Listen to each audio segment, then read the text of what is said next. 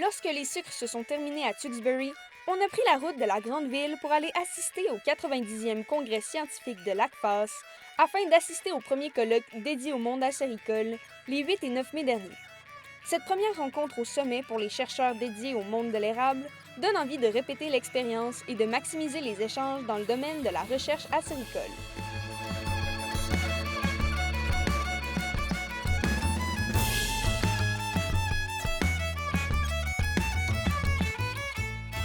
Cette capsule est une présentation de la microbrasserie La Souche et de la foire agroforestière de Stoneham et Tewksbury qui aura lieu le 16 septembre prochain.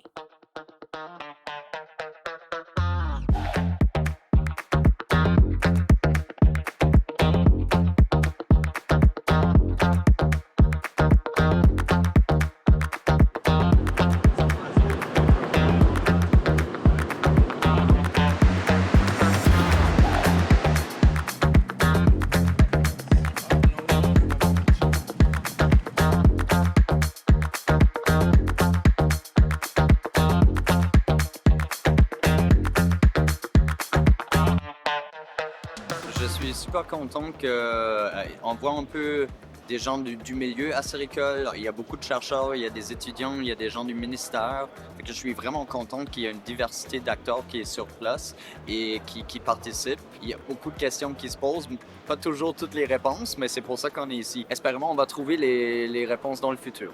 Je crois que la présentation sur TIM, le TIM nous donne quand même une bonne idée des différentes croissances d'érable. Il a quand même ramassé beaucoup de données de croissance. Je pense qu'avec ce lot de données-là, il y a beaucoup de choses qu'on va aussi savoir dans le futur.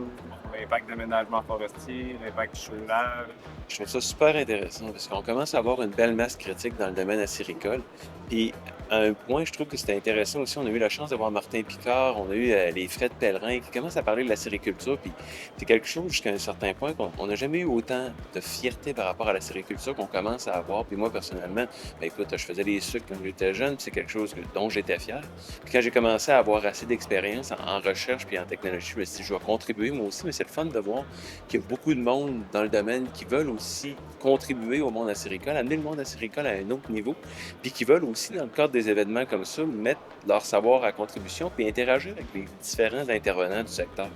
Fait que c'est une belle opportunité de regarder les gens qui travaillent à différents niveaux dans le monde acéricole. Nous, on travaille au niveau de la technologie, de l'engineering, mais là, c'est le fun de voir les gens qui travaillent au niveau de la forêt, de la sylviculture. Donc, c'est une belle opportunité de voir les gens qui travaillent dans les différents domaines qui sont reliés à la sylviculture.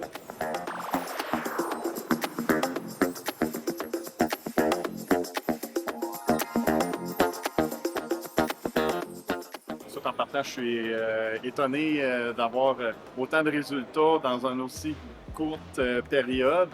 Ça s'enchaîne rapidement, puis on va tout de suite aux résultats, donc c'est vraiment intéressant. Puis on connaît tous un peu le centre-affaires au niveau acéricole, mais là, on voit qu'il y a beaucoup de gens qui s'intéressent au milieu acéricole au niveau universitaire et en dehors du centre-affaires. Il y en a déjà des discussions en fait qu'on a commencé de peut-être avoir un réseau de recherche, de créer quelque chose de plus structuré en termes d'échange. Parce que c'est bien d'avoir un événement, mais pourquoi on ne le fait pas chaque année? On s'échange sur nos progrès et on collabore pour essayer de travailler ensemble puis progresser plus vite. Fait qu'il y a déjà des discussions qui ont commencé là-dessus et il y a clairement une volonté des autres acteurs aussi de possiblement instaurer quelque chose qui est plus récurrente. Il faut travailler ensemble, puis c'est un domaine où on veut collaborer. Pourquoi pas mettre toutes nos ressources ensemble puis avancer?